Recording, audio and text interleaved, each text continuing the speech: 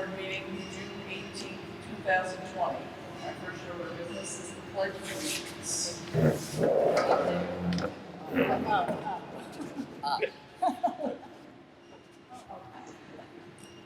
I pledge allegiance to the flag of the United States of America, to the republic for which stands one nation, under God, indivisible.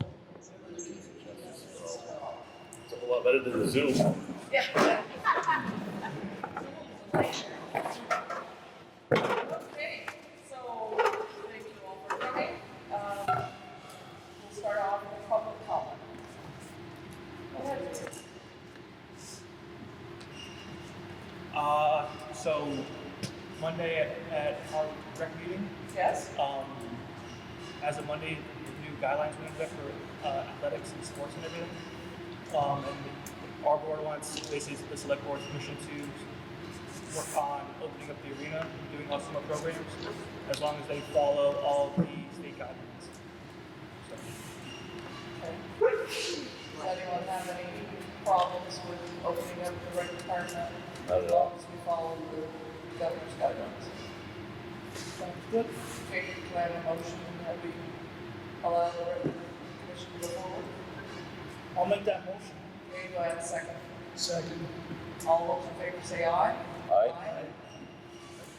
Yes, please. Go forward. All right, and the other thing is, want to make an announcement that our archery class that we put together with the Focus Archery every year Yes? is going forward. It's going to be outside, weather pending, and it's for July 28th, and that registration has now been opened on our website. So, Okay, perfect.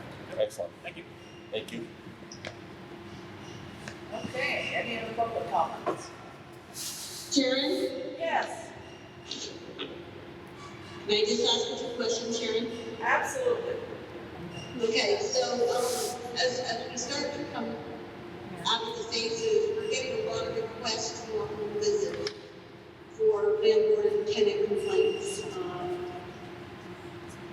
What is your take? I know a lot of towns are still not doing that due to safety concerns.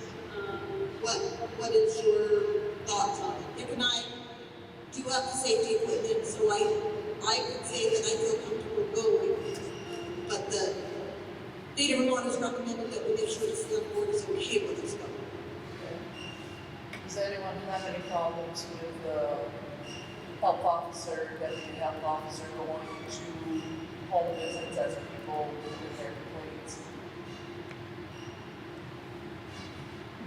Are they comfortable with it? Yeah, she just said she was comfortable with it, yes. So as long as they're following the guidelines, I have no problem with Okay, do I have a motion? it. I'll make that motion. Do I have a second? All set. Okay, so all those in favor say aye. Aye. Aye. Mary, you have Yes. approval to go forward as long as you feel safe and as long as you can abide by the governor's guidelines. Perfect, thank you. Yes. I mean, we're gonna take them case by case and do the resolution. Most of our requests, I really think are just because people haven't paid their rent and they're getting eviction notices, and I think they want to try to stop that eviction. Certainly. I can't stop that eviction, but I can do the paperwork on the governor's stop to the eviction. But, after 30 days, if you stay at, it should take a state of emergency, that the landlord can follow. And I'm trying to help the tenants understand that. But this doesn't stop them, it just slows it down. I appreciate that because people don't understand exactly how that works. And if you have the correct information, I think that's fabulous. Yes, every time I go, I'm gonna bring a handout that explains what they can and can't do and what tenants should do if there's no confused, because obviously I don't want to offer them legal advice, but I Certainly. want them to have the knowledge of where they can find it. Yes, I think that's a great idea. Thank Okay, you. thank you, Mary, for everything you do.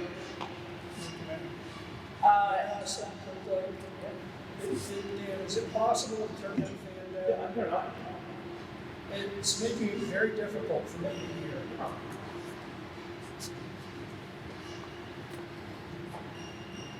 Okay, are there any other public comments?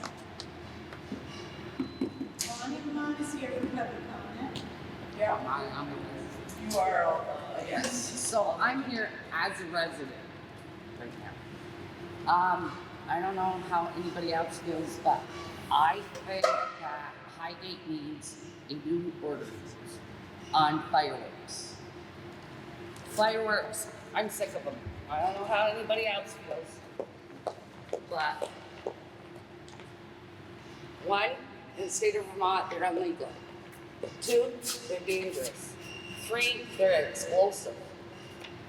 And when they go off at 10:45 at night and people are sleeping and wake up from a sound sleep because they think something's blowing up, you know, it's not a fun thing. And not only that, but I will get a call in the middle of the night saying that fireworks has scared their animal and they're missing.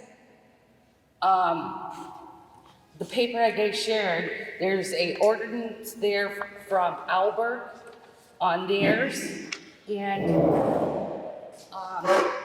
that's just like if I, for example, if we went and we did a new road in Highgate and it was all shell, would our town guys use dynamite to blow that up, or would they hire somebody out? Normally, we'd hire someone else that's Why? licensed. Because they're licensed, Right. because it's an explosion. And it's just like black powder. Guns, muzzle loading. What do you guys do? We pack them and shoot them, it will kill it, a human or an animal. So won't a firework. The other night, it was 11:15, and my neighbor let off fireworks across the road. They were not even 10 feet from the next house over. Now, if that firework had fallen over or has set off the wrong way, it could have went under their car and blew up a car, went through their son's window and blew up in the house, which would have caused a fire, which I think if we're gonna allow that, especially this year, because there's no Bay Day, so they're gonna go everywhere this year. People aren't experienced with them. So if people are gonna, if we wanna allow them to do it, fine, but I think there should be some kind of guideline. Something to say, okay, this is the time we're gonna do it, you're allowed to do it. This is an area where it's safe, it's not gonna go in a cornfield and start some farmer's cornfield up, because what goes up comes down. They should pay a fee for having them. We're not experienced, we're not a firefighter that knows how to put them things out, or somebody that's licensed to set off an explosion. They're just dangerous. And if we could somehow control it some, it might be a wise thing. I personally, I'm not trying to be a fuddy-duddy, but I think there's a time and place for everything, and I think that people that know what they're doing should be able to do it, not people, I wouldn't know how to do it. If it went somewhere else, what are you gonna do? Somebody blow their hand off, or hurt a child, or whatever. I think that it should be in where we can control it some. And I think, just like licensing your dog or not paying your taxes, I think they should be reliable. If they're not getting the permit or what we ask them to, they should be fined. They should be responsible. Because who's gonna pay for that? The lady that let him off is on a leased land. Who's gonna pay for that? Her landlord or her? You know, I think there should be restrictions. So. Can I interrupt for a second?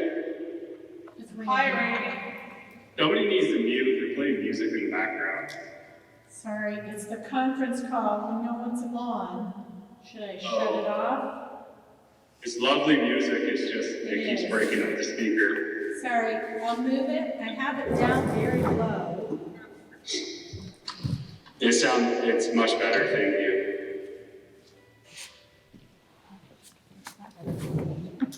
So Bonnie, the information that I sent to you, the select board does have in their packet, there's the I statute. also printed up another one, a safety one that the state of Vermont had put out.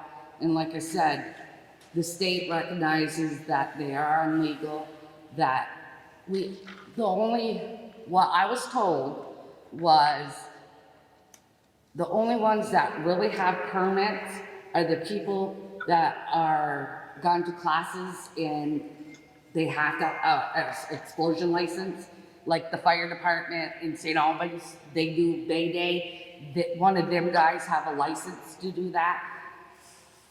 I know they're sold in Vermont, but they're not legal in Vermont. Right. This is what the Vermont Explosive and Fireworks Law says. A, except as provided in this section, it shall be unlawful for any person, firm, co-partnership, or corporation to do any of the following. 1, offer for sale, expose for sale, sell at retail or wholesale, or possess fireworks unless the person has been issued a permit by the U.S. Bureau of Alcohol, Tobacco, and Firearms, in addition to the municipality in which the person offers for sales and stores of fireworks. 2, use, possess, or explode any fireworks unless that person has been issued a permit to display fireworks pursuant to subsection C of this section. 3, transport fireworks except in interstate commerce. 4, offer for sale or sell handheld sparklers as described in subdivision 313 part 1 of this title to a minor.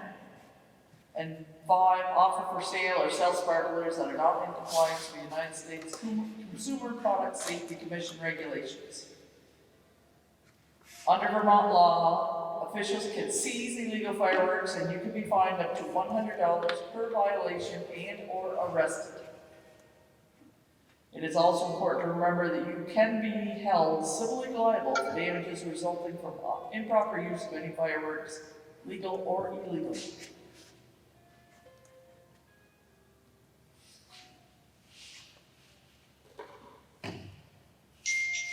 So, we've had this discussion a little bit before, when we had somebody approach us for a fireworks permit.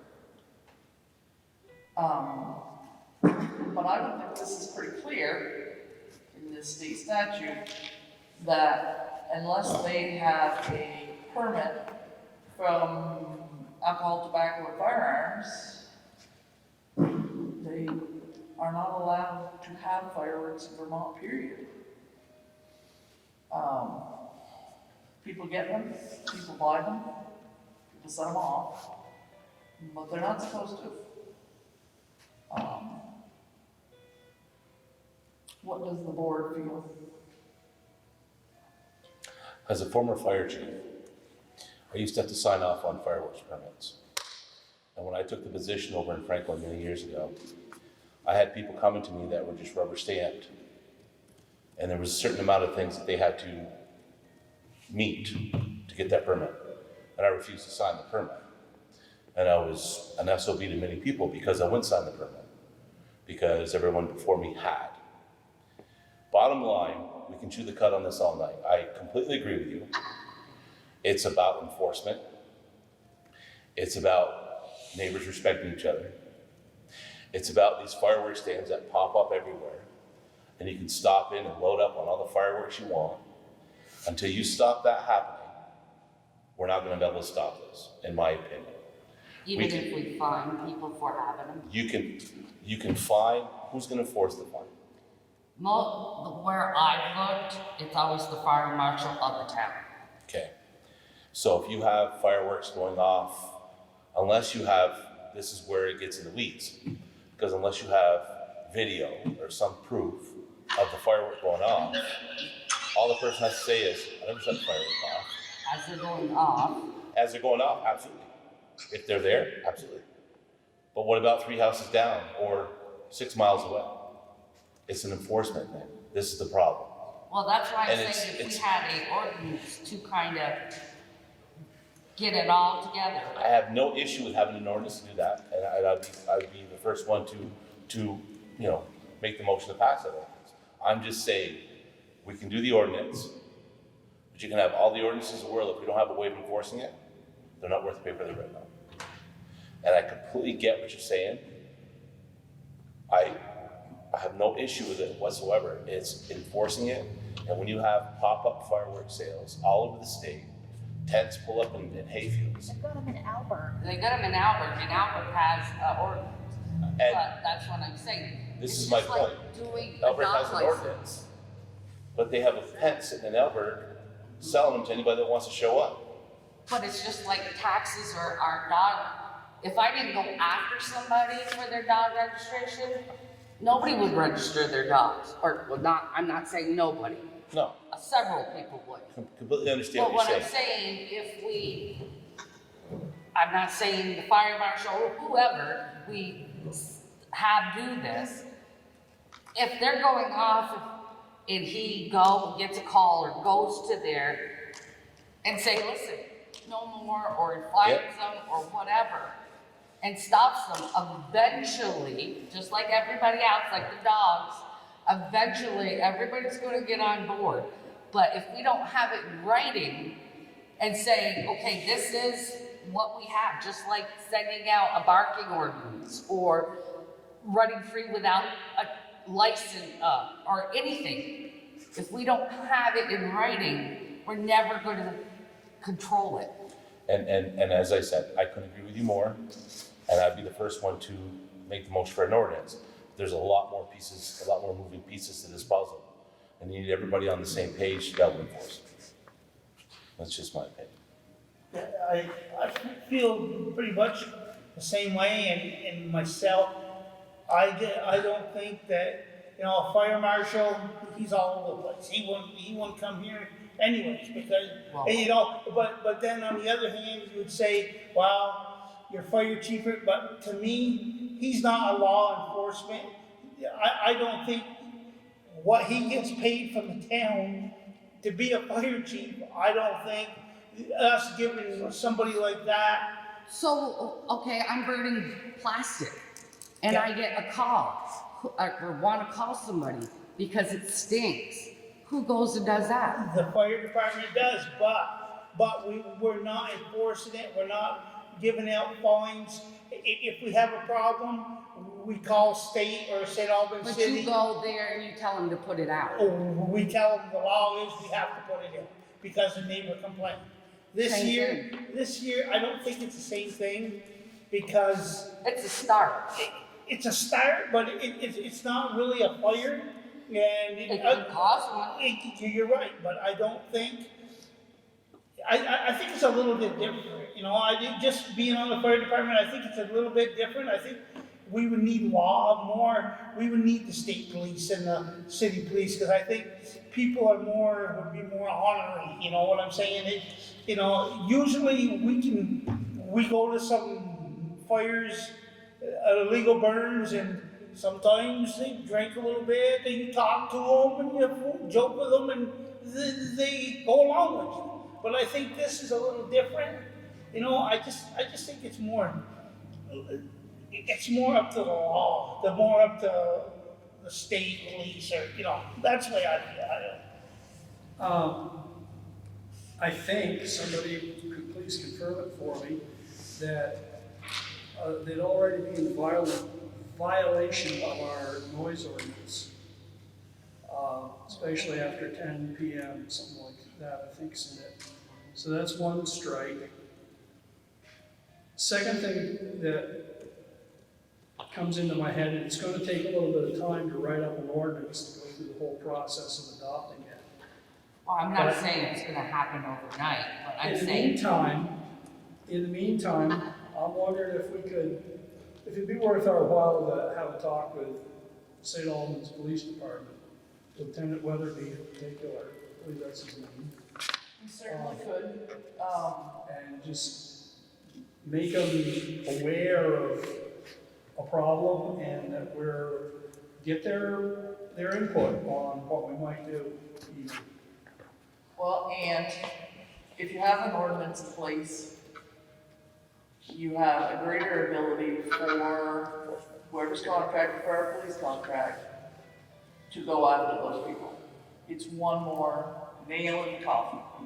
I mean, Because you would not only violate state law and the town's ordinance, you know, it would give you something to say, hey, look, this is our ordinance, go get them. I'd like to hope at a minimum, somebody like Bonnie gets a little bit of video of these activities going on, calls the police, files a complaint. They could at least go to the person's house and say, please cease and desist. Here's a copy of regulations, and you could be liable for fines if you can keep it up. Something to that effect. But I think we've got might have other subjects to talk to Lieutenant Weatherby at some point in time as well, but I think that'd be a good one to add to the list. Randy, any thoughts? I'm kind of in agreement with Ruth. I don't think we can just whip up an ordinance tonight. It took us a while to fine tune and come up with the ATV ordinance. But I'd definitely be interested in getting some samples if there's other challenges with the ordinance and working with the Salem Police Department. I definitely do think we need something, and I wish we had a town constable, because I feel like a town ordinance would give that person some authority on this matter if we did have that ordinance. So I think it's something to work on. Okay. So it looks like we have some work to do. Thank you. How's the, Wait a minute. okay, yep, now you're the AC. Okay, now I'm easy. You want a different hat? I just want to say thank you to everybody that came and helped with the clinic. It was awesome this year. It went better than any year. We did really well. More out of town than in town, but we still did really well. So far this year, it's been really good.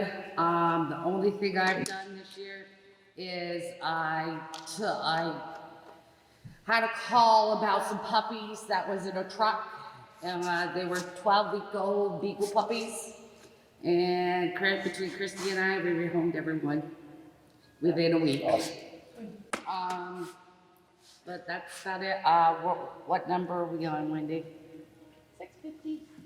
We got a long ways to go. Last year we did over 900, but it's a different time right now. And I am getting calls asking how to do it, what to do. I just tell them that they need to mail it in, and that Wendy will mail them a tag. Other than that, that's about it. So it's going well this year. Good. Anything you need from us? I'm not going out really on any calls. I had a call about a husky. I checked on that. It was fine. But I'm not sure if I'm not doing any knocking on doors this year. I am doing phone calls. We're giving them till July 15th? 10th. And after that, I'm gonna start doing some calls, and usually when I do calls, she'll get busy. After the calls, I think I'm just gonna send tickets this year. It's usually the same people, the same ones. Some of them, I know some of them learned last year because they saw them at the clinic. So when it gets up to $500, that hurts.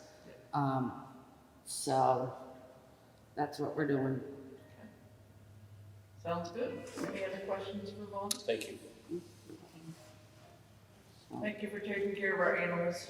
We are truly blessed. to have And you. that's another thing, just not to get off on that, but as an animal control officer, with dogs, fireworks, dog senses are hearing and smell. When fireworks go off, it's 3 times as bad for them as it is us. That's why they run, they're scared, they try to hide, find shelter.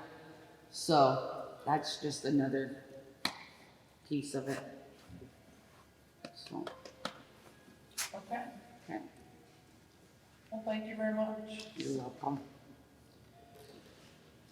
All right, so I do not see Butch here, he's not on the Zoom. No. Okay, Is so, alone. Richard, Yeah, we'll pretend you're Butch. okay, So you have some bids for us. yeah. I do, right here.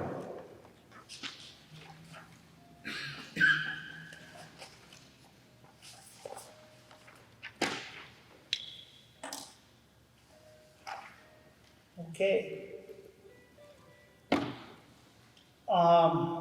There was two bids.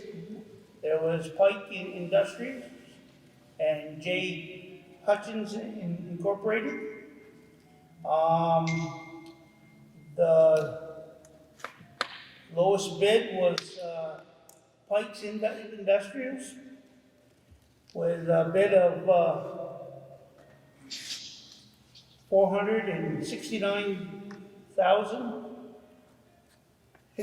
$469,053.75. So, we met with Heidi, Butch, and, Nick and Luke, and we wanted to bring it in here tonight and get the board approval for, Pike. You need anything, do you want the other? Do you want to read where that money's going for the project list? Yeah. It is going on a project, one is Gore Road. And the total price on the Gore Road is $188,555.25. Project 2 is Frontage Road. And it says number 1 grant. I don't know if I need to say that. And that is $25,460.25. Project 3 is Frontage Road again, and it is $38,466.50. Project 4, $26,207.25. Project 5, Hannah Road, $94,433.25. Project 6, Macy Road, $40,587. And Project 7, Maury Road,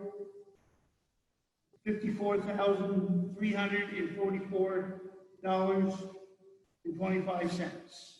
For your bid total, $469,053.75. Now, the breakdown, what was the other bid? $493,901. So roughly 30 grand.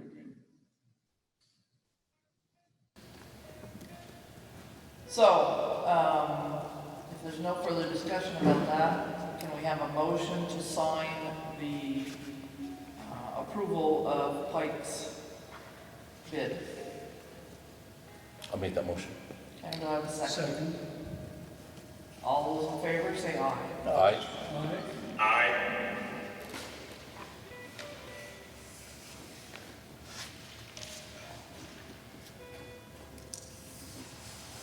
Okay. So the traffic ordinance, we're gonna put off again just to, be able to look at the map and see where things are, where we're going. Look at the this a little more appropriately instead of little teeny pieces of paper. Richard, I know you had spoken about some trails that were unnamed and Yeah. some other things you were concerned about as well. So we will put that off for another meeting. Treasurer's airport infrastructure grant final hearing. So Heidi, I'm gonna let you explain that. Okay. So this is a requirement of our grant. We got a Vermont Community Development Program Economic Development Planning Grant and for $45,000. And with that, we had to put in a $15,000 match. And the focus of that study was to look at how much it would cost to extend water and sewer infrastructure from the MVU driveway out to the airport area. And so part of that was used to hire an engineer to give us that estimate, and the balance of the money was used to hire an economist to say, based on our residents, based on our available jobs in the area, based on the pending airport upgrade and other things, the location to the interstate and the location to the border, what the economic return might be on that investment. So that's what these studies are. We got UPR has given us the final reports. Aldridge and Elliott has not. They've asked for a little more time. They haven't been working full staff. So those will be something that will be coming shortly. But they have given it to us electronically. They just haven't printed them out. So we have it. So in your packet was a summary of where we spent the money. We spent just a little bit on advertising for the hearings, and we did get one more bill from Sounds Messenger since I did this summary, so another $50 in advertising. We had to get legal opinion on the contracts, the subcontracts. We paid Aldridge and Elliott $27,500, and we paid EPR consultants $24,500. We had to do a minor archaeological assessment, and that cost us $2,156.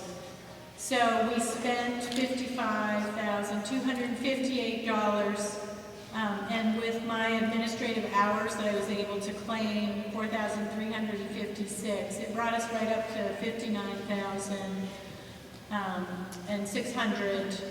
We came in about $400 under budget, so we should get the full $45,000 for the grant. The balance of the match was contributed by Franklin County Economic Development, Industrial Development Corporation. They provided a $1,000 contribution, and the abutting property owner, Jim Harrison, of Airport Sand and Fill, contributed $9,644 towards the required match. So the study resulted in the final studies, and the final presentation happened on March 5th, I believe, and they've just sewn them up since then. And so that is the crux of that study. I don't know if anyone has any questions on that. Just to understand, the time you were able to bill, that went on to the original grant, or not grant, but the amount of money that was the total, you added that money on to be, your time was to be recouped from that? It's just to be used towards our match. Just For our match, exactly so the your same time was for our thing match. For the highway Yep, department, on theirs, we're able to claim their equipment and their labor. Okay, And for me, it's just hours. just for me to understand, thank you. Okay. Yep. So it just takes a little, so the Takes a town little didn't bite have off. to put any money in. Yep. It was just organizational time, that's all. So does the airport have a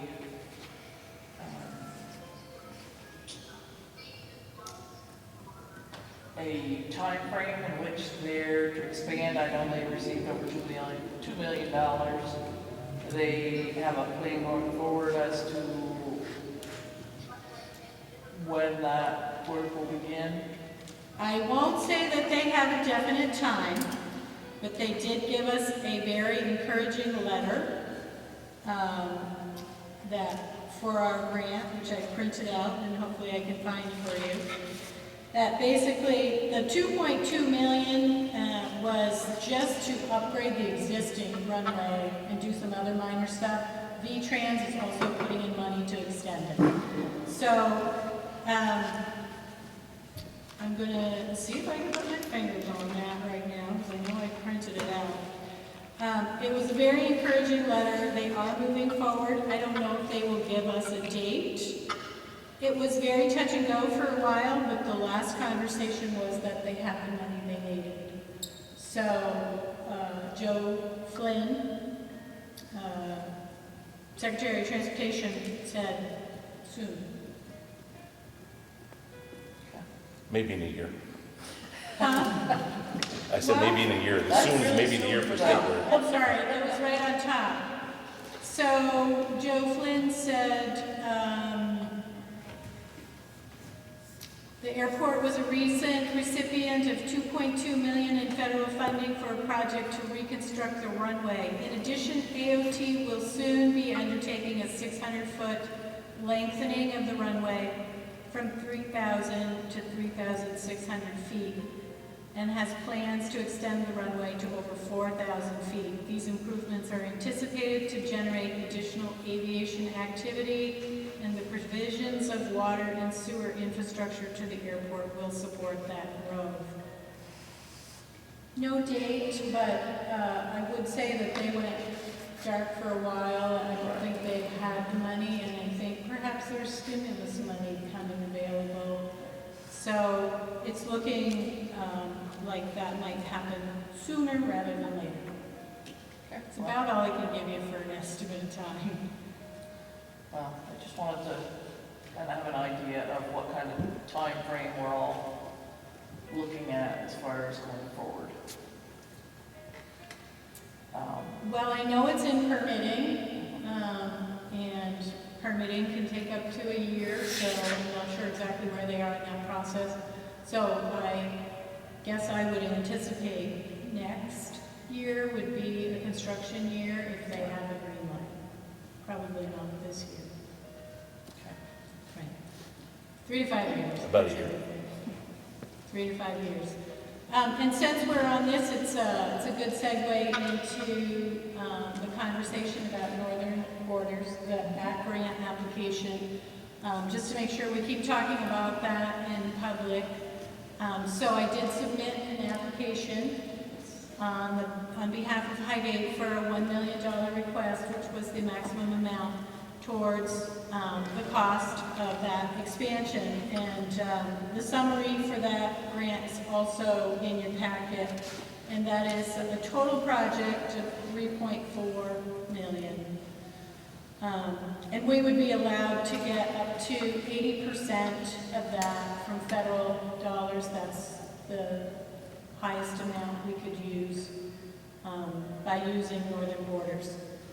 Some other funding sources don't have a limit, but we've been looking at different options. So the summary has the numbers, and it has the different grant opportunities. So I'm sorry, I'm shuffling through papers tonight and unable to be organized for some reason.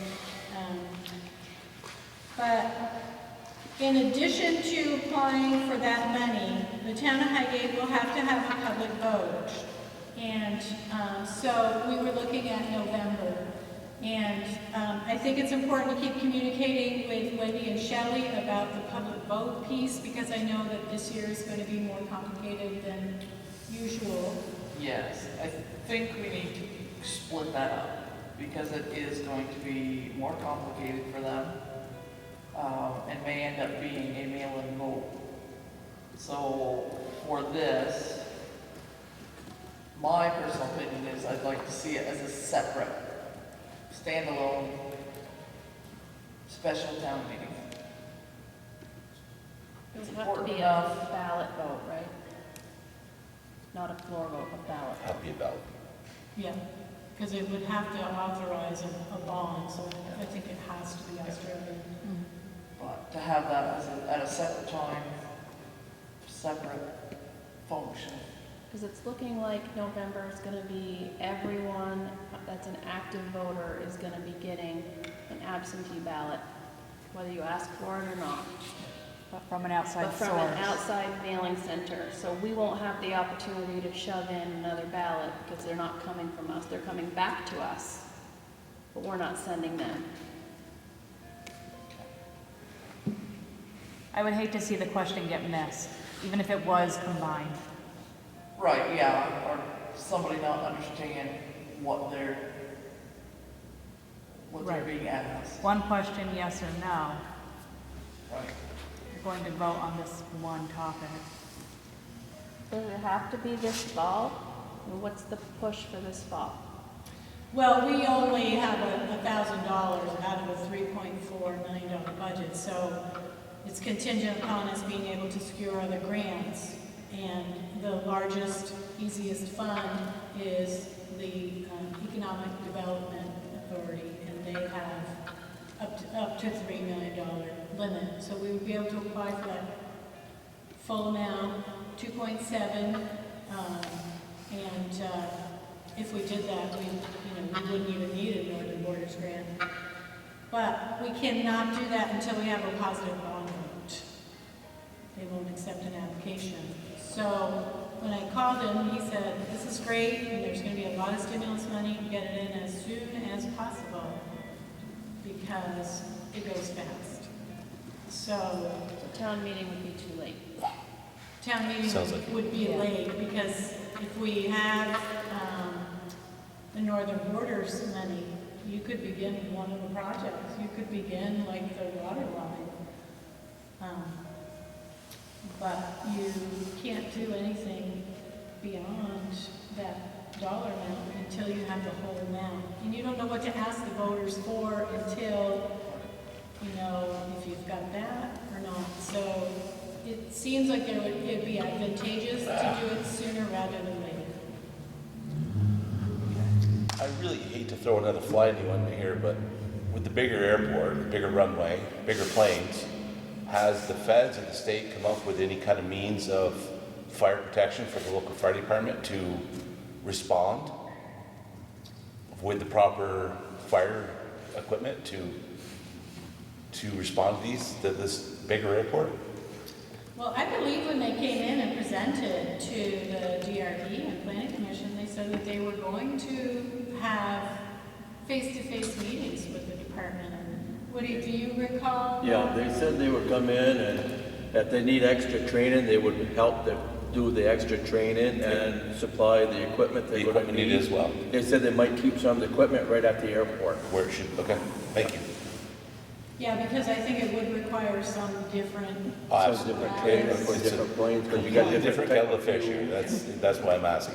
Because Yeah. if they get the turbojets, you get that jet fuel, so you got different fuels in there and stuff like that, so you're gonna need special training for that stuff. Foam, lots of foam. Yeah. Yeah, So- thank you.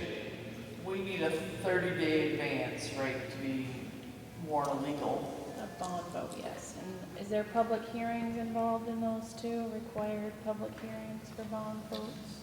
I would assume so. I mean, we should. would have to. No one's gonna know what should. we're voting on unless we have. We were thinking, we've chatted, we already have a primary in August and taxes the whole month of October and a general in November, so can we do it in September? A standalone vote, yes, no? Do you have time? What's going on at the primary? Are those being mailed out by the state? We don't too? know yet. It's still up in the air. Because we still have time to do that. That was feasible. You have The time. problem is, nobody really cares about it, and the turnout is so poor that I would, again, hate for that question to be missed, because I don't need to go vote for that, I will vote for the president in November. It is. It's like $200, 200 people versus the 2,000 on the checklist, it's, We have time to get that done? To get the in meetings August, I warned mean, you and- do, I just mean, think it wouldn't be beneficial to the project.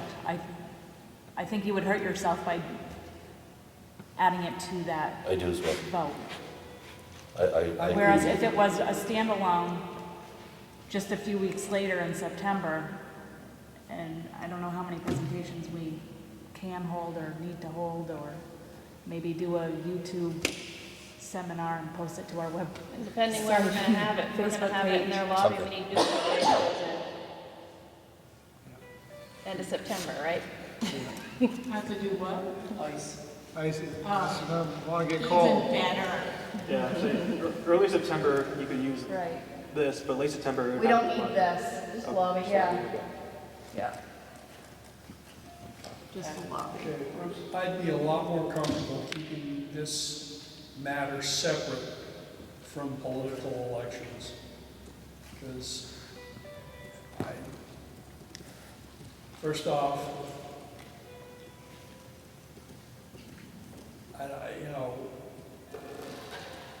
there's no predicting what kind of turnout you're going to get for the political elections, even though it's all by absentee ballot, and there could be just a lot of anti-sentiment in the air. Could be, could be. I think I the think you turnout make would be good greater if progress. it was on its own. Standalone, okay. And is September the ideal time? Does that give you enough time to do what you need to do? What I'd like to do is talk with the engineer, because he is going to have to be able to take it a little further than he has now to get us into actually the workings, the whole piece of, all the minutia that we're gonna have to explain in that construction grant. But how about getting information out to the public, That's what you're lacking. which, Having all the votes you want without any information doesn't secure a yes vote. I can see that. Agreed, yeah. So we did have some plans to meet with the Swanton trustees, and that got delayed. So I think that's an important thing, if we could attempt to do that now. And as well to meet with Shelley and the Swanton Village assistant manager and manager, so that we can work out all of the minutia of how money will transfer between the two towns. Who will maintain it? How will we have an agreement with them? So there are details to work out. So maybe September is far enough out that we can get that information, get some solid decisions, go to the voters with at least 2 public meetings, so that, and maybe some flyers, so that there's enough circulating to start a conversation. Okay, so let's do a tentative date in September. And we're gonna play it by ear and see if we can get this information sorted out. We have all our facts in line, that people that are voting know what they're voting about and what difference it makes to the town or not to the town.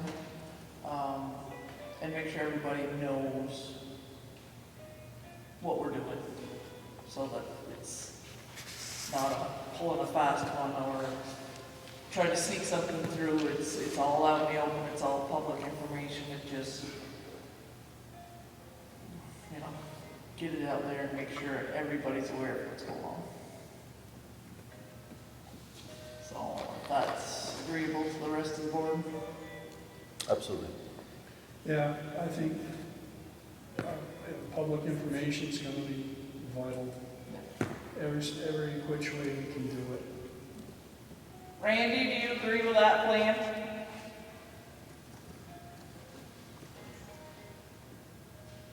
We lost him. Okay. Randy must agree. Okay, so, moving right along. Shelley. Hello. Hello. I'm gonna go backwards today. That's no problem. Would you pass that to file, please? Any questions on the check run?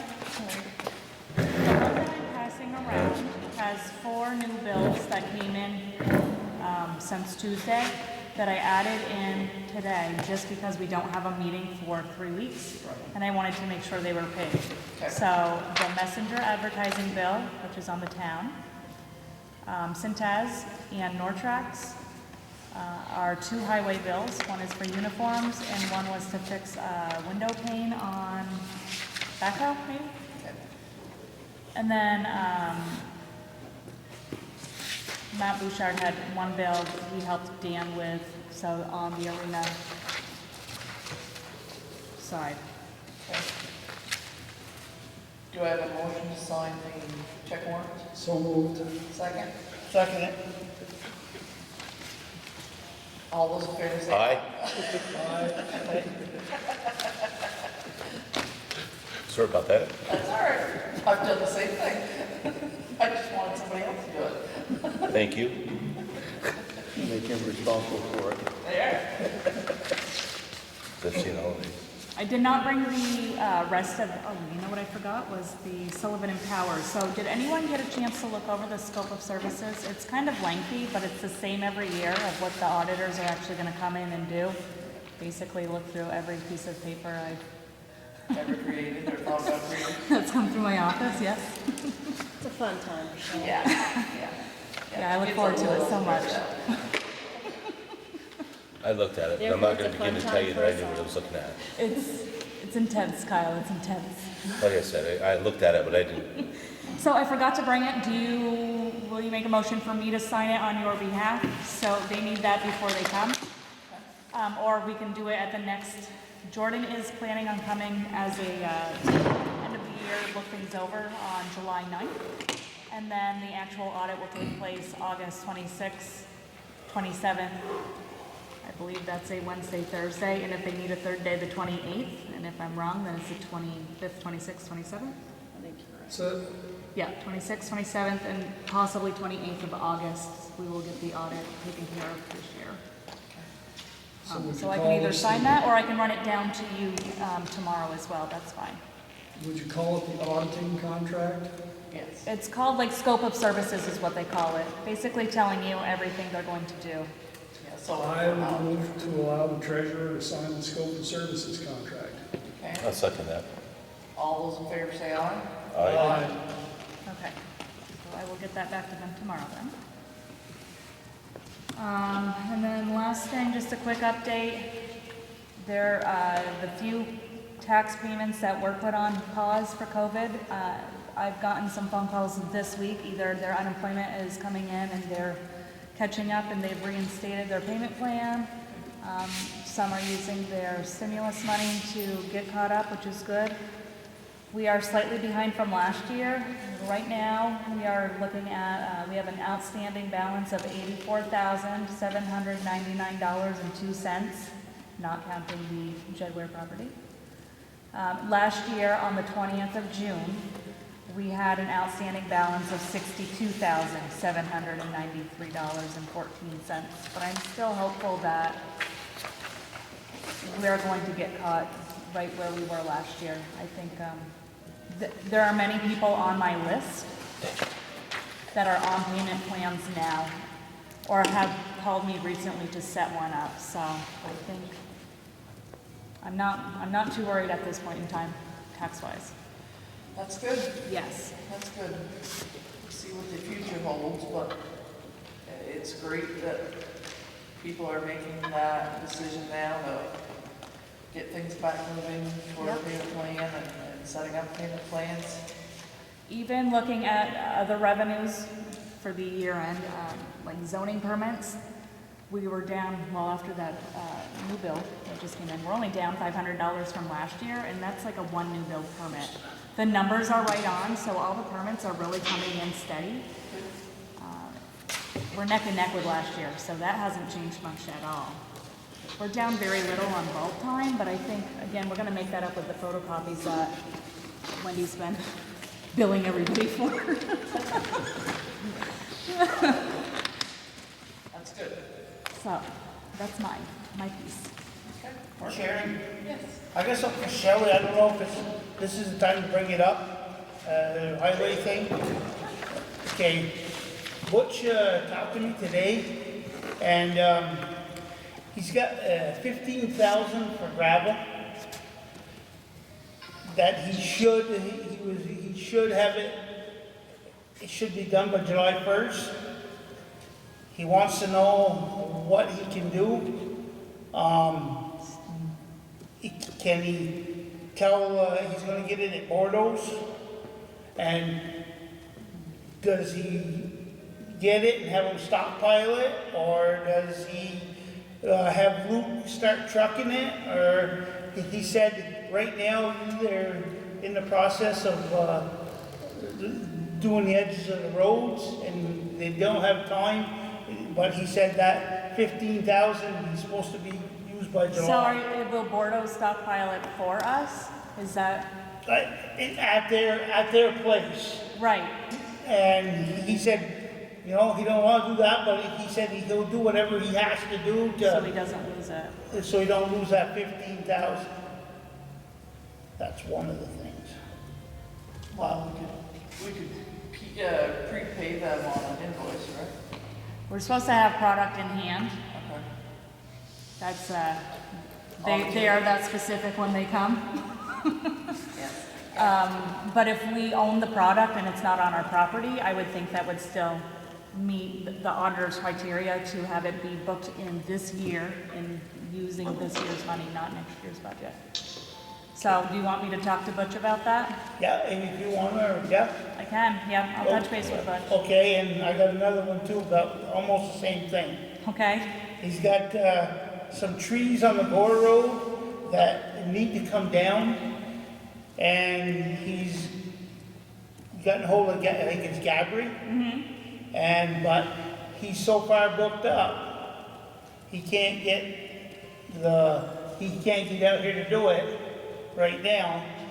He's asked, should he get somebody, try to find somebody else, or so this is how the auditors view everything. If the tree was cut in July, then it doesn't matter if I get the bill in August, that gets booked in July. But if the tree was cut in August, then it's paid in August. Does that make sense?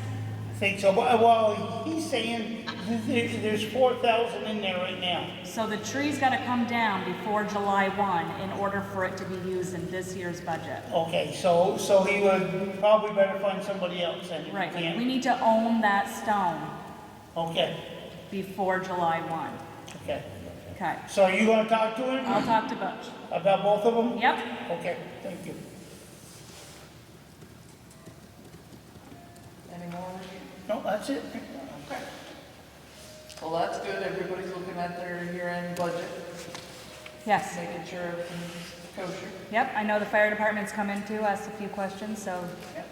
I made sure to dole out the last few budgets. I don't remember, your budget's good anyway, but, yeah. Okay, perfect. All right. Anything else for Shelley? Okay, moving right along. You got minutes from June 4th and your executive session on June 15th. Okay, so has everyone had a chance to look at the minutes from June 4th? Do I have a motion to accept the minutes from June 4th? I'll make that motion. Do I have a second? Second. All those in favor say aye. Aye. Do I have a motion to accept the minutes from the executive June 15th, is that what you said? Yeah, 15th. Do I have a motion to accept? Make that motion. Do I have a second? Second. Okay. All those in favor say aye. Aye. Aye. Okay, you pass those down, Ty? Yes, ma'am. Okay, Bonnie already touched on dogs, we'll deal with that. We chatted a little bit about the primary election on August 11th. We will be here at the arena, in the lobby. Polls are open 7 to 7, and I put the first batch of info out there today about that, so I'll continue to update everybody on that. But August 11th, we will be here at the arena in the lobby. Probably just Shelley and I for the whole So thing. let's meet us in August. Yeah. Pretty slow. I wanted to just touch base, the online land record is now live. It went very quickly. They said 8 weeks. It was up and running in probably less than 3. So I had a few people cancel their appointments to come into the office to do land record research because they can get at least 21 years right off the website. So that's another nice feature. I got a few calls from some surrounding towns that saw that we did that, like how'd you do that, what did it cost, how'd you make it happen, so we're trailblazers apparently. I was gonna say, what is that? But that's going well, and we'll see what happens. Shelley will get monthly. Yep, they're going to, we could have done it different ways, and we opted, I think it would be better to track what is actually being, how it's being utilized by receiving a check in the mail. So instead of a credit on our monthly bill. So I said, well, at least to start with, send us a check for the revenue. And it's split. It's $3 per page. We get $1.50. They get $1.50. And it's $1 if they come into the office, but they also have to spend money to be in the office, research time. Right. Yeah, travel and Travel, yeah. so it's just an option. They may still choose to come in, they may not. So, but that's live and I'm liking it. So the only other thing I have is from the DRB. They have 2 hearings that just got closed, subdivisions, so there are proposed road names that need to be approved and numbers, Heidi? I'm sorry. Road names, numbers?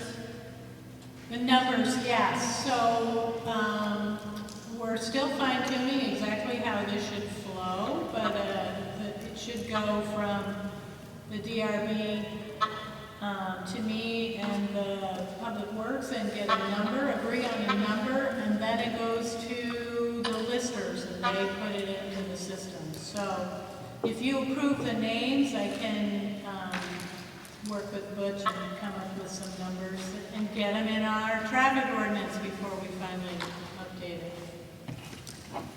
Never get it updated, keep changing. Yeah. So the proposed road names, one of them is a subdivision off McKinnell Road, and the proposed road name, private road, is Memory Lane. The others are part of a 9-lot subdivision off Lampkin Street that involves 2 private roads, Palmer Avenue and Nicholas Way. Apparently he likes golf. Yep. That's what I was gonna say the same. Okay, so do I have a motion to accept the 3 proposed names? I'll make that motion. Second. Okay, all those in favor say aye. Aye. All right, and Sharon signs those. Sorry, Kyle, and that's it for me. Heidi? 10, I'd like to do these fire proposals first to get that out of the way. So, way back in March, or February, we put our alarm systems and fire equipment services out to bid. We got bids back, couldn't chat about it or do anything, so they sat for a while. So I'm finally getting around to it. So, fire extinguisher, Fire Safety of Vermont, and the Royal Group submitted bids. The chosen one is the Fire Safety of Vermont. If the select board agrees, they would like to have a signature on there. They have also, it doesn't say it on there, we have spoken on the phone, and he is sending an updated one that does say that they will stop on at least a monthly basis and check for any extinguishers that have been used, or if we call, they will come without a trip charge. So they did agree to that. That was one of Joe's requirements. Okay, so has everyone had a chance to look at the Fire Safety of Vermont LLC Fire Extinguisher Service Contract? Could Heidi just highlight the difference in the bids or somebody? The original estimate from Fire Safety is $258.75. And then their annual inspections are $35 up to 7 extinguishers, $375 per unit after the number 8. Monthly inspections at $35 an hour. Refills for dry chemical CO2. Fire extinguishers, 15, 19, 28, 32, 38, depending on the size. Disposal fee of $10. Maintenance, which is labor only, 6-year maintenance, $15 per unit. Low pressure hydro test, $20 a unit. High pressure hydro test, $30 a unit. Recharge fee, $15, and hazmat fee, $20.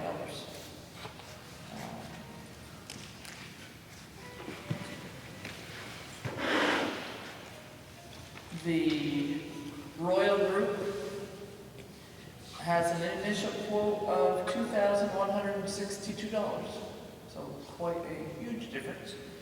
That's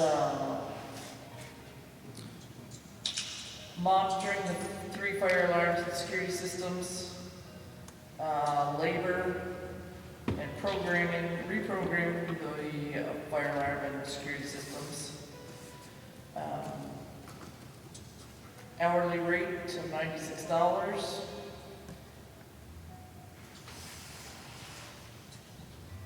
Yearly fire alarm test inspection, $299. Which Fire Safety of Vermont is not bidding on doing any of those Right. alarms, Just on the equipment. yes. But it did figure out to be a bid. Yes.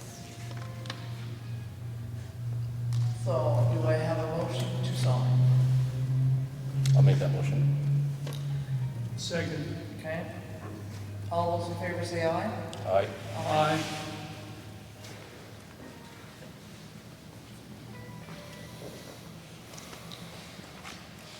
Okay. And I'll swap you.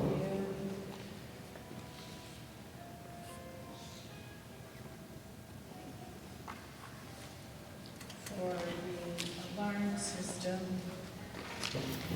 care, that would be Summit.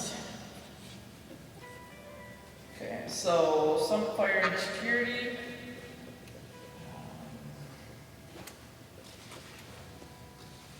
Is offering annual monitoring price of the town office and fire department, the arena, the town office, and the Highgate Library. If you will do a daily test, $252 for the office, fire department, and arena. Weekly tests on the town office and the Highgate Library, $192.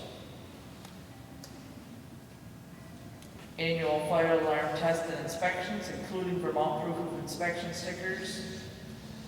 Town office and fire station, $348. The Highgate Arena, $480. Summit service rates, regular rate per man hour, $96. Overtime rate per hour, $144. Emergency service or 2-hour minimum per hour at $144.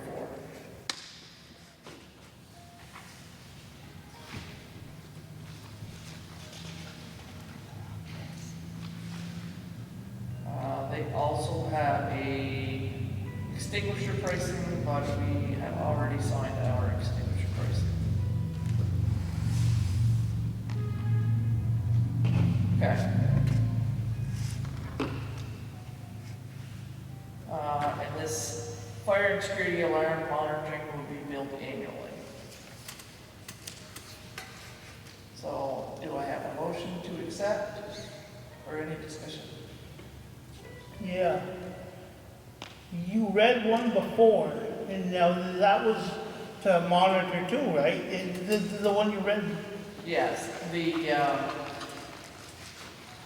Royal Group Yeah, also had put in for the monitoring of the 3 fire alarm systems and the 2 security systems. okay. And what was the price of that one? $1,095 is the yearly annual cost for monitoring via the home security monitoring company in Stowe for all 5 accounts. We charge $299 for the first monitored account and $199 for each additional account. Existing fire alarm and security dialers are assumed to be in good working condition and not in need of a replacement, and we assume that we will be able to access programming on these systems in order to enter our phone and account numbers. The labor and for travel and reprogramming these fire and security systems is $672.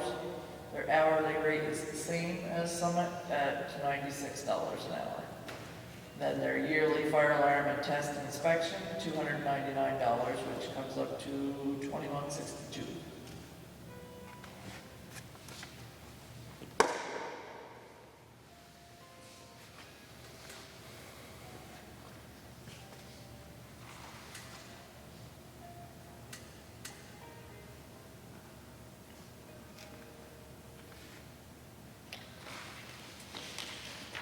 So, And does Summit have a total? I figured them all up again, huh? yeah, We have 50 fire extinguishers, and the first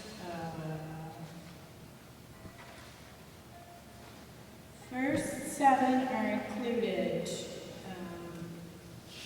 in the first $35 with a trip fee, and then after that, each fire extinguisher is $3.75. Yeah, but you get me all confused yeah, now. we're not doing the fire. Yeah, I thought we were doing it. We already approved. Oh, sorry. You put me in another, you get me all confused. Just a minute, I'm figuring it out. So basically $1,800. Okay, so no Just one's rounded it up. Okay, $1,800 versus $21.62. okay.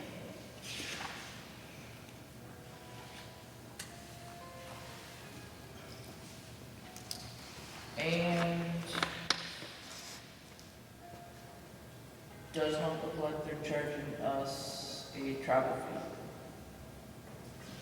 Or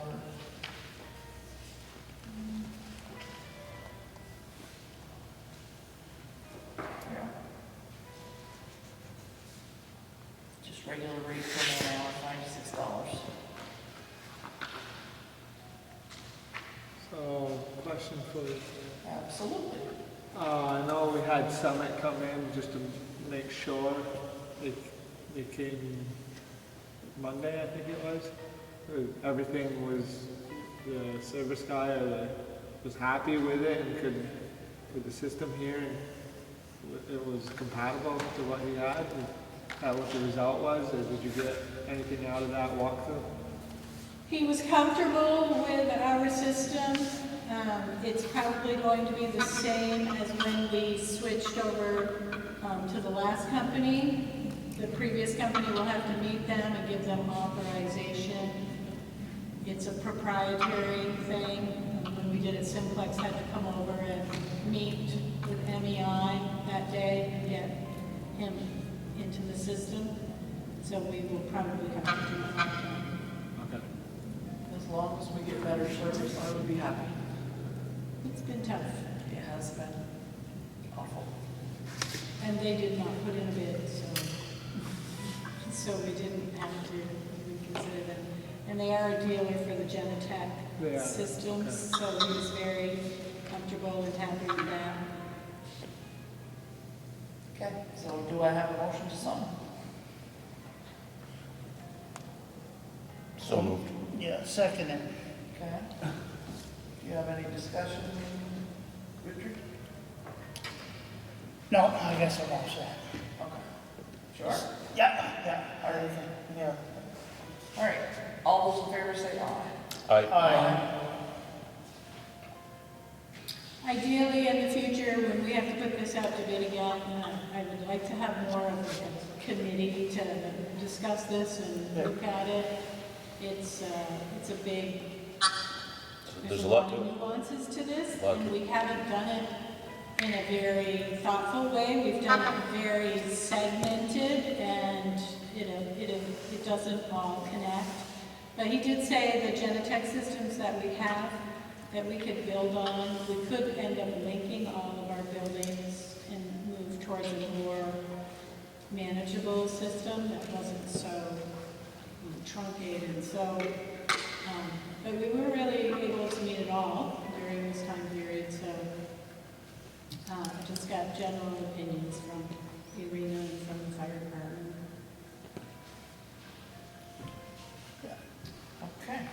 Okay, so I wanted to give you all an updated grant list and just touch on some of those points so that we're all understanding where we are in our grant processes.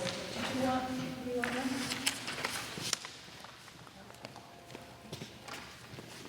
That would make sense. So new information is that the two USDA Rural Development grants that we applied for, we were given a notice of eligibility, which is not a notice of award, but it's pretty darn close. So it's pending environmental review, and then it will go through a scoring process. I think that making it through the eligibility piece is the hardest part, and it being a planning grant, it should not have a hard environmental review. So those would be number 18 and 19. They're both $30,000. There's a tiny bit, no, these are both $30,000 grants. And the required match is made up of, for the economic development planning grant, that will be working with the Development Review Board and the Planning Commission. We'd hire a consultant to work with them on impact fees, TIF districts, anything that we can do to set ourselves up to be better prepared for growth. We are experiencing rapid growth already without doing any of the development projects that we have planned. The DRB has had some very big development lately, and Lincoln Street is exploding with development. So that will be made up of my time as well as the volunteer board's times to meet that $8,506. So the town did not have to put any money. And so I just wanted to kind of make sure that for those of you that are a little bit newer, that so the name of the grant and the number is obvious, but for the grant amount and then the total project, so the grant amount is what we're receiving for funding. The total project is how much it's anticipated to cost. Cash match You'll see some of those are zeros. That's because we're able to either leverage another grant as a match or our own time. So back to number 19, that other rural development business grant. That is for the Village Core Master Plan to have a consultant work with them on the final development concept for the property. So they are currently utilizing an A&R planning advance and a municipal planning advance from Vermont Community Development. And those are two grants that are leveraging the other as their match. So they both are not requiring money. So we're doing quite well as far as the amount of grants that we're receiving, that we're able to use our volunteer power or paid salary as staff. And you can see those highway grants too. There's no cash. I can't think of a time where we've had to pay out of pocket for those. It's typically your forced labor account and your equipment that brings that across the match level. So I also just wanted to talk about cash match too, because when you look down at the bottom, that's a horrifying number, cash match, that it would be $4 million. But when we look at it, when you go through the cash match amounts, the first one for your bridge, those are funds that have almost all been expended. So that project is done. But I did speak with the project manager, and we can anticipate 6 more months of minor billing. They send us a bill, it's like $300 or something like that, so it won't be closed out for a while. So those funds, it's not something you have to come up with in your next budgets. The municipal stormwater grant, that we started out with a $734,000 grant, thinking we had a $183 match. When we got through the design, we realized it was more like a $1.3 million project. So when you look over in the project status, we're planning to apply for an additional stormwater fund mitigation grant in October. So we will apply for the rest. We will have to put in more than $183,000, but it wasn't that much more. I think it was just a little bit over $200,000. So still a very big match to come up with. But we have been paying that as we go along too. We've been paying the engineer all along. So some of that has been expended. And the same with the other big match that you had, the FEMA grant is your other big match coming up.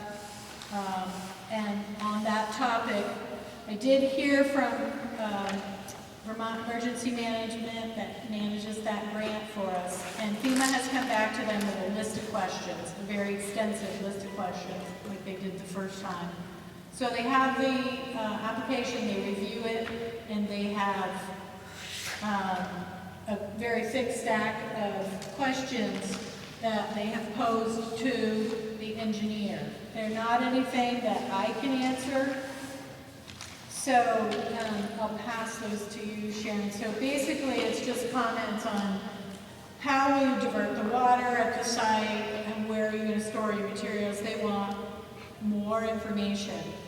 So the last time this happened and we had to go back to the consultant to do more work and get on the phone with FEMA, we asked for a pre-award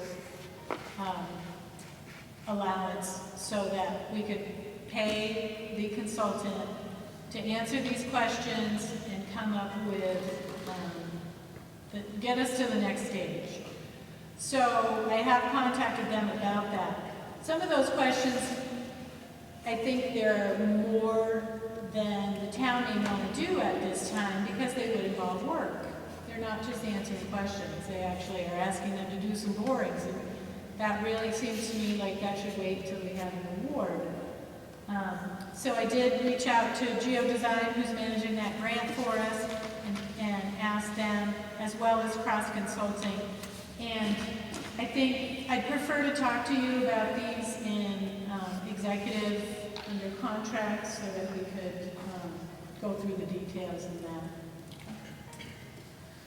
So that's your FEMA grant, which is another big piece.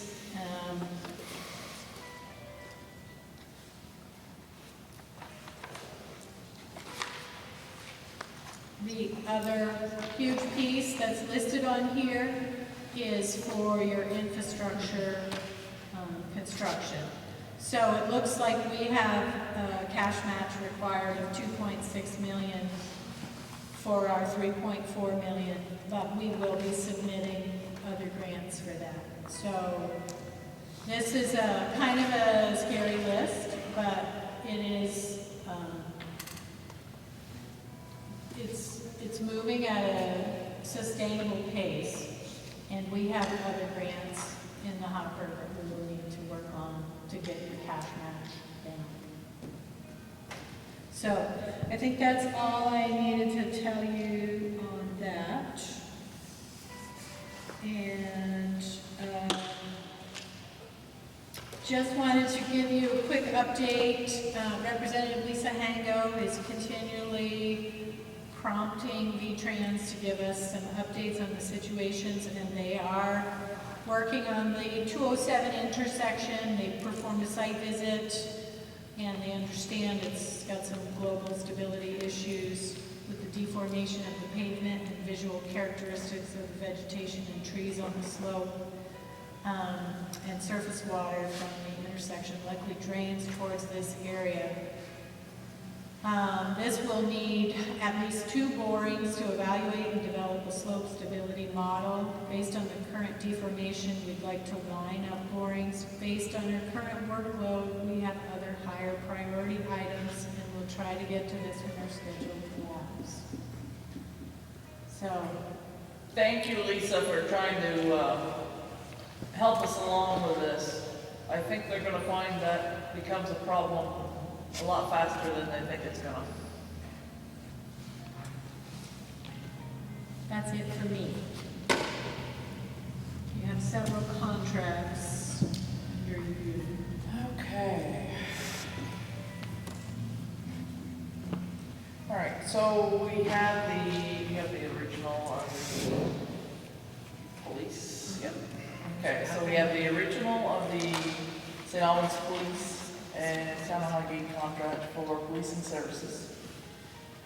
26 hours a week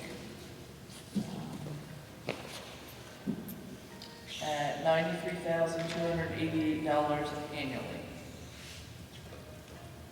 It's at our hourly rate of $69 an hour. So we all have seen this a couple of times. Do we have a motion to sign? So moved. Do I have a second? Second. All those in favor say aye. Aye. Aye.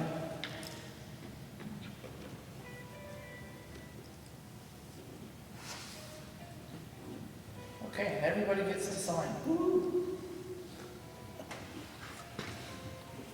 I'd like to thank the St. Albans Police during all this COVID stuff. They've done a lot of non-traditional things that you would see a police force do for the community of Highgate, and I think is unique.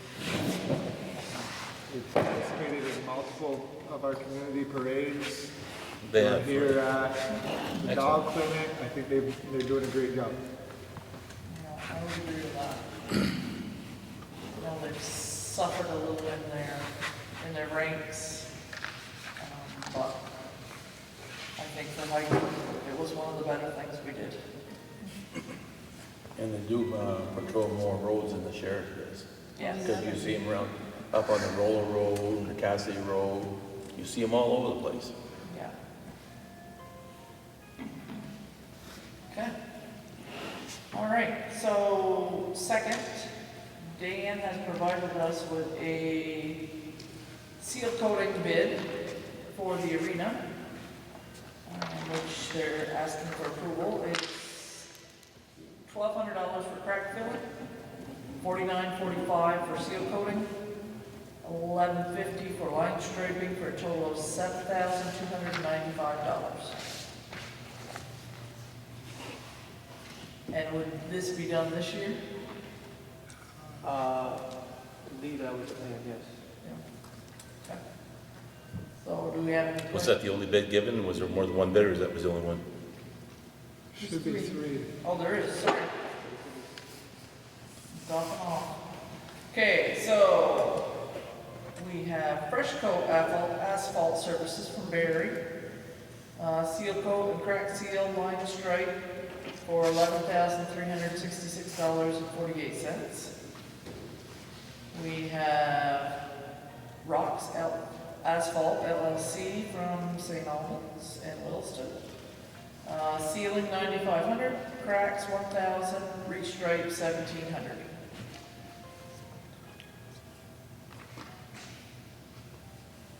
Thank you. So $72.95, $11,366, and about $12,200. Seems like a lot of money for line striping. Seal coating and crack filling. What's that? Oh, yeah, Just but it the was, line striping, you know. uh, We used to do it down there for you ourselves, it didn't cost us that much. it's about what, Yeah, but people part by figure eights, Richard. It's not the same thing. Okay.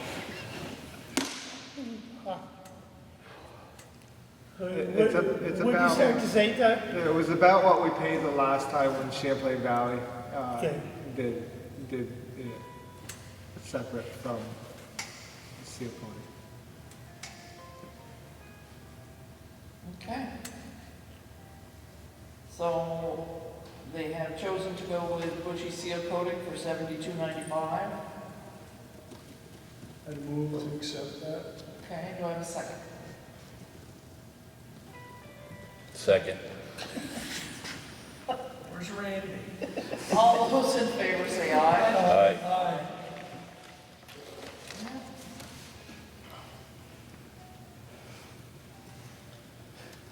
Did he sign off without saying goodbye, his last meeting? Yeah. Yeah, he's gone out and come in a couple times. I don't know if he has internet issues or maybe. And then he's gone.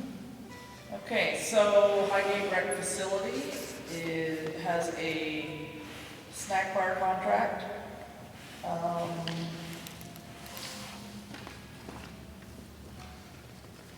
So was this your only bid for this? Big Al's? It wasn't a bid, it's just the annual contract with them. Okay. It was actually suggested, I think, by Shelley that some of these contracts go to the town contract instead of our contracts. So that's the snack bar contract, the pro shop contract, as well as the general ice agreement. So we've kind of been in the process of switching all three of those contracts from something that Ty would sign as our chair, something that the select board would sign instead. Okay. So this is between the town of Highgate and Big Al's. Who is that? Alan and Judy. It is, okay. All right. Underside agrees to pay $400 a month to the town for the rental of the retail space.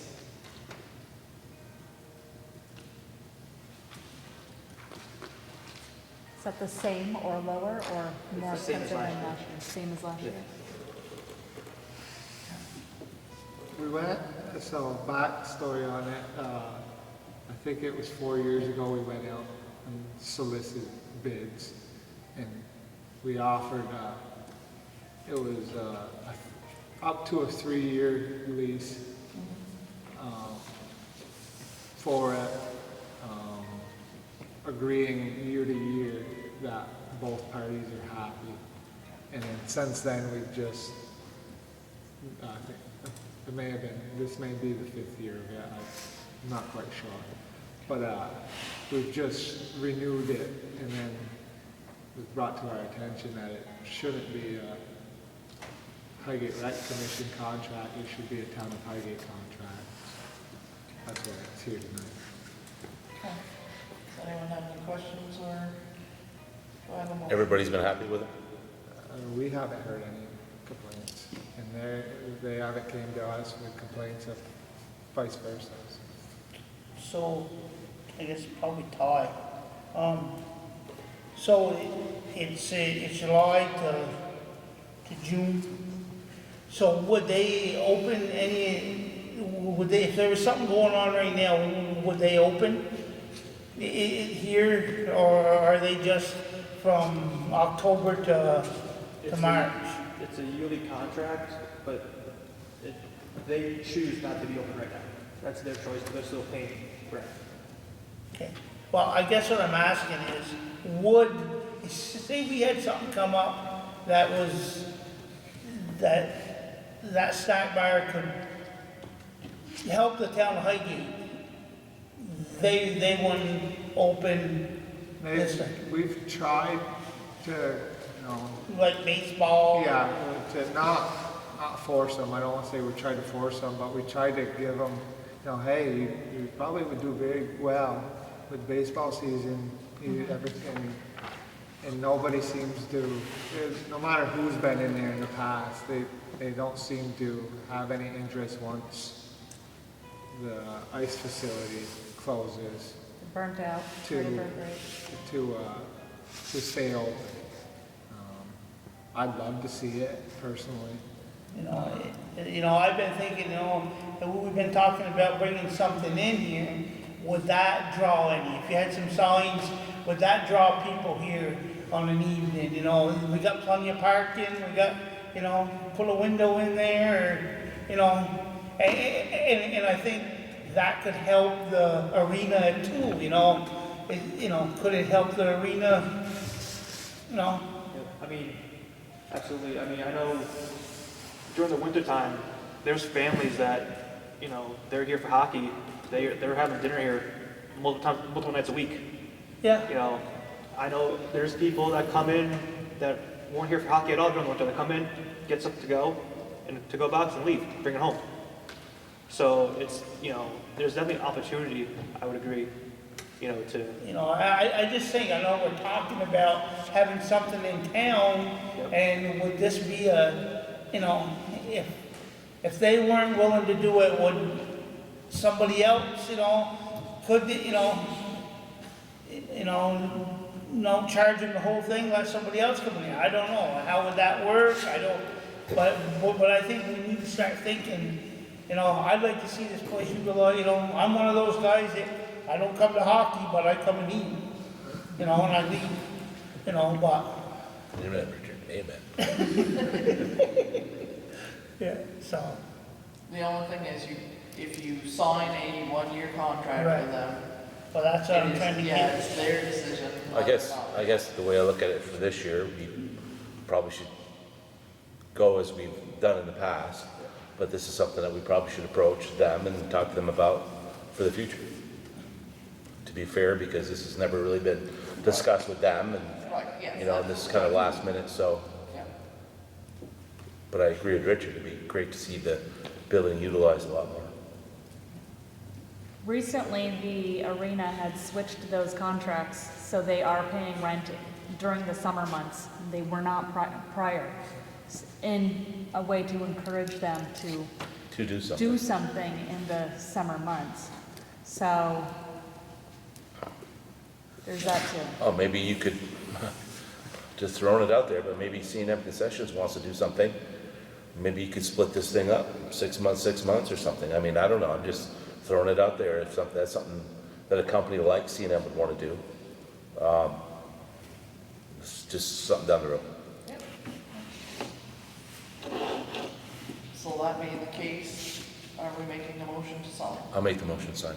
Okay, do I have a second? Second. Anything else, Richard? Nope. Okay, all those in favor say aye. Aye. Aye. Okay, so along those lines, we also have the pro shop. That has a contract.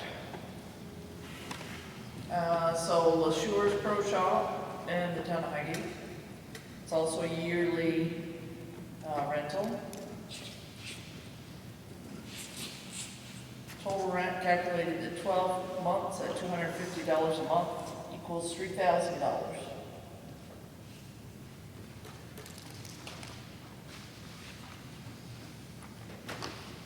Any questions or concerns? None. Okay. Do I have a motion to sign that contract? I'll make the motion. Okay. Second. Okay. All those in favor say aye. Aye. Aye.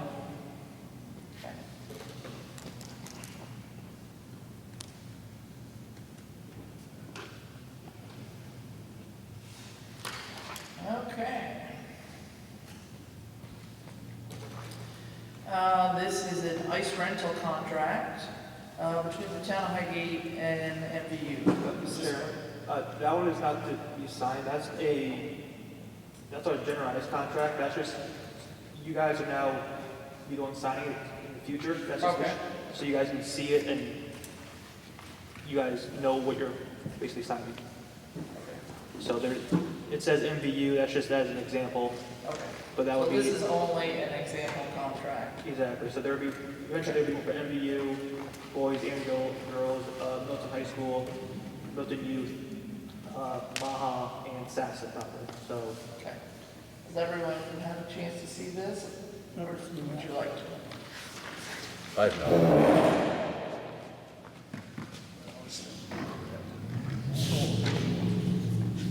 Is that price gonna stay the same? Yeah, the 175 stays. Okay, so while we are having that go around, one thing I'd like to mention is that this is, or was, the last meeting for Randy Cohen. Randy and his family are moving, and we wish him the best of luck. And thank you very much for your service. It's much appreciated. You are a calming influence in the midst of many storms. So thank you very much for all of your years of service. Godspeed and good luck in your new employment and your new home. Thank you, Randy. Be happy and healthy.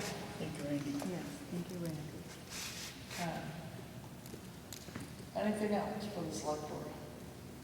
I've got a couple things. I reached out to Ken Brown from VAST. I sent it to the board members.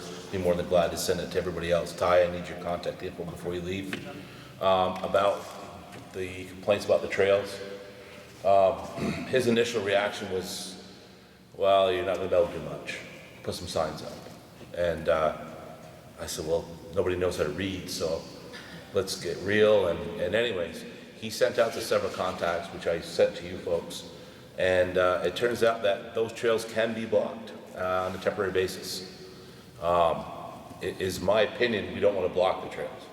I don't want to see the trails blocked because we need something for people to do. However, it's the very few that make it, that screw it up for everybody else.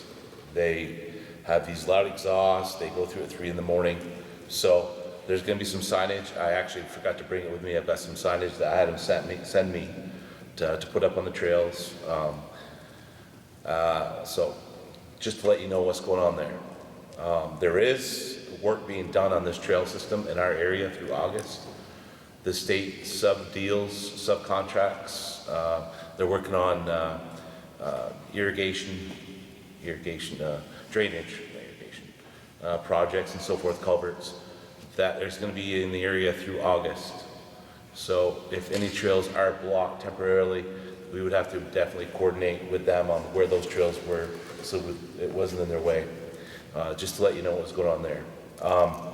Another thing that we talked about in our last meeting was ag vehicles and so forth. I've spoken to a lot of people about that, and I just want to make sure that the farmers know that we're not going after the farmers. We're not trying to go after them. The state mandates a lot of rules that for their manure and so forth. And the larger these farms get, the larger the equipment gets and so forth. I've talked to, again, several people, and I was actually got contacted yesterday by another select board member in another town who I spoke to. And he's going to be speaking with the Secretary of Agriculture on a voice conversation, on a phone conversation next week, and asked me if I would like to be part of that. And so I want to make sure that the board is okay with that. I'm not the road commissioner, I'm not trying to be. It's just people that I've talked to and so forth. And so I told them tentatively yes, because in my mind's eye, what needs to happen is the state wants to dictate and mandate all these rules. The state's got to start ponying up some money to help pay for our infrastructure. And I know it's a pipe dream, and I know but it's not just the farmer here. The farmers are being mandated to do all these different things, and there's a lot of moving pieces, and I'm not gullible to think that I'm going to solve the problem, but at least we get the conversation going. Yeah, no, I think that would be a great idea. The only other thing I had was, this is for Heidi, when you have time, there's been emails going out to personal email accounts and so forth. When you have a chance, can we go through and try making sure that any email sent out for the town goes to the town accounts? Would be very much appreciated. That's all I got. Party heard. Thank you. Okay. When you say we can't, you don't want to block the trails, We're just, to stop you, that's my personal feeling. That's not the board's feeling, right? I personally don't want to see the trails blocked. what are you considering blocked? I mean, if there's still That those ATV can't use them. We can't block a trail. We can't block a trail so horses or pedestrians or bicyclists. You can only block that trail so a motor vehicle can't use it. You can't block the trail completely. I don't want to see that trail blocked, even for the ATVs, because people need something to do in our little neck of the woods. Except most of the people riding ATVs on the trail, there's a number of issues. First off, most of them aren't registered, so technically that's illegal. The rail trail is supposed to be pedestrian and equestrian traffic only, no motor vehicles allowed. Completely understand what you're saying. Johnsbury. Absolutely. Absolutely. I completely understand what you're saying, and I know what you're saying, and I'm not saying you're wrong, because you're right. You're absolutely right. But unless you do something to stop those ATVs from going on that trail and blocking it, the only way you're going to solve it is if you completely block it off so those ATVs, then you've got this issue. Whose land are they going to jump across to get back on that trail? And then you've opened up a can of worms you don't want to open, and that's my point. Unless you fence it all off all the way down through. And it's impossible. It's impossible. Except where it crosses Gore Road, it seems like a safety issue to me. And to me, that's a spot where if we're going to block it off, that needs to be blocked off right there. Especially if you've got UPS trucks mistakenly driving down the rail trail because their GPS has led them astray. And actually, we could talk about that another time, but there's a story about the UPS truck, but there's pictures of Jeeps, a Jeep being on that at 3 o'clock in the morning. Yeah. Deer cameras picking up Jeeps and stuff.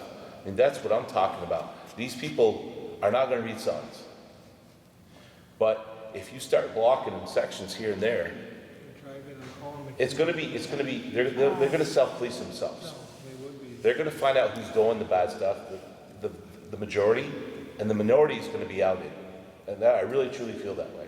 Yeah, they could be. I really truly feel that way, that the majority will out the minority, and you're going to have your oddball, you're going to have your idiot who's going to, look at me, I'm bigger than everybody else. But to punish everyone because of a few rotten eggs, and I understand what you're saying, no, there's not supposed to be any motorized vehicles. I mean, well, we're not the state police. I know from experience where I lived previously, there's it's a trail going from one town to another. Both ends of the road, Old Town Road, are designated trails, and it shows up on GPS as a way to get from one town to the other. And I remember in the past there being, I don't remember how many, but tourists from other parts of the country, way off up in virtually some mountain pass. They can't go forward, they can't go backward. Yeah. And, Those people don't have enough common sense to come out of the rain. well, And you're gonna have that. But what I'm talking about, when this Ken Brown initially said, well, they tried closing the trail in spots with gates and it didn't work. No, I wouldn't use a gate, I use a 500-pound cement block, I guarantee you that'll work. well, we have a whole bunch of And as you brought to my attention, so. 1,000 to 2,000 pounds of cement. Exactly, and these would have to be taken out, so there would be an expense to the town to have to move these blocks in the spring and out in the fall. Yeah, they're very easily movable. They are, we have the equipment to do it, so this is just something that, I'm just throwing it out there. And I understand what you're saying about no motorized vehicles, but we gotta be practical about it. That's, And unless you have a cop sitting there, who are gonna lay fines, there's no way you're gonna enforce that, none. I find it hard to believe sometimes that the police aren't hot after them for running an unregistered motor vehicle on public highways. In today's world of the police being under the microscope, do you think ATVs right now are something that's even on their radar or even in any radar? This might be, I'm not a cop, I don't know, but I'm just, if I was with everything going on, I sure wouldn't be thinking too much about quads. No, That's small potatoes, a lot of them worrying about their jobs right now. and the vast majority shouldn't need to worry about that, but that's another story for another time. Anyways, I think, you know, what you say, I agree with you guys, what you're saying, but I still think we gotta do something in Highgate. The biggest thing is, we gotta get, I've been thinking about this rec thing for so long. There was a couple meetings ago, earning money and all this stuff. We gotta get the older people, we gotta get a club started in town, get the older people, open up, I'm trying to find out names for these trails and stuff. Open up these trails that we decided we're not using them as class 4 roads. There's some beautiful territory that I've been going around, Bushard Road, Buck Road. Get them roads opened up to these, vehicles, these all-terrain vehicles, and get some older people, let them be, we had a four-wheeler club before, and the older people were calming down the kids. They were making things happen. MVU, it gets dangerous down there in the fall. Those older guys, it was heaven down there with those guys. We've got to go back to that. We've got to have a club here. We've got to offer something, a ride-in or something where they can come, and we've got to make sure, again, Kyle, we've got to go to our farmers. We've got to meet with our farmers and say this, you know, we've got older people. This got me going. 2 weeks ago, I come off Corliss Road, and there was a bunch of old ladies in TV, those side-by-sides. They were happy, they were waving to you, they were going slow, they weren't hurting nobody. They were enjoying life. You know, and this is the time to do it. That's what we need in Highgate. We can't just keep putting the law down. We've got to get it so these people can enjoy life. I'm not a side-by-side rider, but... Like Newport did. Yeah, we've got to do something here in Highgate. Open certain roads. Yeah, and because I believe if we get a group of older people going, they're going to solve our problem on some of these little hellions. And I've seen it happen before, and no, that's what I think we've got to push for. As Newport opened, how many roads for ATVs to get downtown and everything? We should do the same thing. Yeah, there's a lot of dirt roads up around here. You go single file. Like you said, old side by sides, and they like to say, come from their house, barely go to the gas station, fill up, take a little ride. They're law-abiding citizens, and they're not speeding. So we should open some roads still. And that's something I'm hoping. That's why with Heidi, we met with Heidi, and I think we're going to meet again. Heidi, Wendy, But like you said, they gotta be registered, Well, and they gotta have I insurance. think we started a process 3 years ago now. To close the roads. The first part of the process was we passed an ordinance, which technically closes all the roads, but it gives the police department more teeth to bring to bear in this situation, and it also gives the police department the ability to judge whether to prosecute someone or pursue someone or whatever you want to call it. So that was step 2. It was getting the police more on the same page. And step 3, we had several discussions with VASA, and the executive director of VASA was at our meetings 3 times? Yeah. Twice anyway, I think it was 3 times. And back then, they were interested in trying to start something up. But I think VASA could be a way to make some places to ride available. To me, if they're a member of a club, they're paying some dues, the club turns around and leases some trail space or a big property that they can make some kind of a course on or something. And so we kind of have a carrot and stick approach, that there are places to ride, but you gotta be responsible and belong to a club. But if you're riding places you shouldn't be, we've got a stick that we can at least wrap your knuckles with. So I'd like to get talks going again with VASA at some point, I think. Reach out to them. So, live in Highgate or know anything about the rail trail, I wouldn't know it wasn't a four-wheeler path. I wouldn't have any clue that it was a recreation path because of what it looks like. So I asked Kyle to include me in the talks that he's having with the group, and I'd like the rec department, once this all happens, I'd like to try an experiment in Highgate and see how it works from between St. Armand Road and 78 and make it look like it's what it is in Johnson and Cambridge and Swan. Not pave it, but get it to a rec pass standard that they're doing in other towns. Whether it's, if the rec department's got to put a few $100s in a bunch of volunteer labor in it and make it and see if not that it controls our traffic, the number of people that are on it, but if it controls their behaviors. You know what I mean? They know, well, this is a nice path. I'm not going to tear it to shit. I'm not going to try to hit the moguls. There is a little difference, which is the attitude of law enforcement in Lamoille County. Franklin County Sheriff's Office and the Morristown Police Department and the game wardens in that area really crack down on four-wheelers on the rail trail. And you don't have the four-wheeler problem in Lamoille County because law enforcement keeps a lid on it.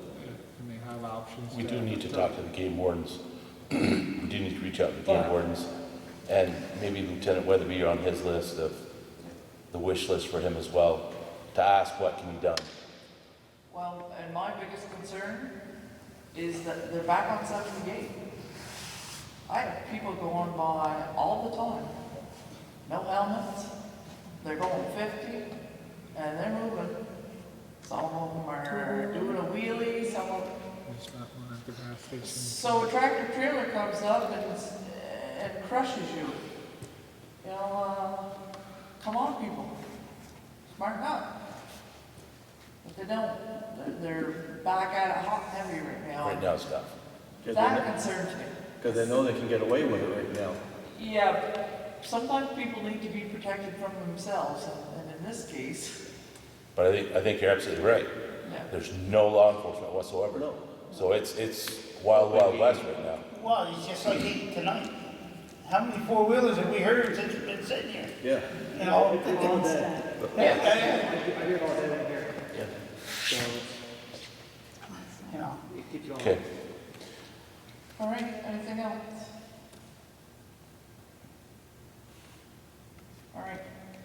So I would entertain a motion to go to executive. I'll make that motion. Okay. All those in favor say aye. All right. Aye. We'll go into executive